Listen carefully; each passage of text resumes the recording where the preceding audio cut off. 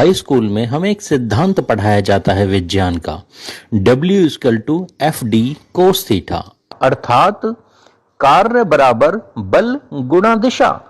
कार्य करने के लिए जो हम बल लगाते हैं, अगर वह बल सही दिशा में लगाया जाए तो वह बल पूरी तरह से कार्य में परिवर्तित हो जाएगा, और अगर बल लगाने की दिशा ही हमने गलत चुन ली तो सारा लगाया गया बल शून्य हो जाता है। वही तो सनातन समाज के साथ हो रहा है। देखिए इन हिंदुओं को, ये रात रात भर जागकर, शक्ति लगाकर, पुरुषार्थ करके, धन खर्च करके धर्म की रक्षा के लिए ईश्वर को जगा रहे हैं। यानी गलत दिशा में लगाया गया बल और परिणाम शून्य, क्योंकि ईश्वर तो हर पल चेतन है, वह तो हर पल जागृत है। यही बल अगर सही दिशा में लगा दिया जाता, यानी धर्म रक्षा के लिए ईश्वर को नहीं बल्कि सोए समाज को जगा लिया जाता, तो परिणाम बेहतर मिलते। अब इन भाइयों को देखिए, 150 किलो की कांवड़ शिव पर चढ़ाकर शिव जी को प्रसन्न करके धर्म रक्षा का प्रयास कर रहे हैं। यानी फिर से गलत दिशा में लगाया गया बल। भगवान शिव युद्ध कला के भगवान हैं।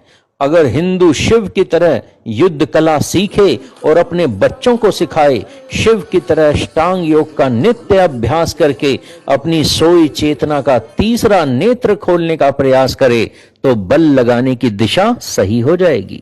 मित्रों देखिए, कोई एक हाथ उठाकर तो कोई एक पैर ऊपर उठाकर तपस्या कर रहा है। बाबाओं ने हमें मौला अली के भजन सिखा दिए, मजार पूजा सिखा दी, साईं बाबा अर्थात एक जिहादी चांद मियां की भक्ति सिखा दी।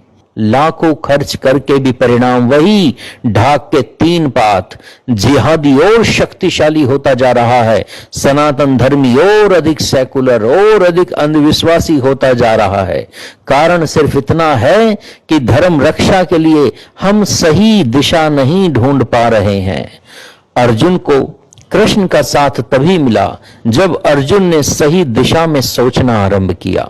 भाईचारे के मोहों से ग्रसित, कायरता व अंधविश्वासों में डूबे हिंदुओं की रक्षा तब तक कोई देवता भी नहीं करेगा, जब तक हिंदू अपनी चेतना के स्तर को ऊपर उठाकर सही दिशा में पुरुषार्थ आरंभ नहीं करेगा।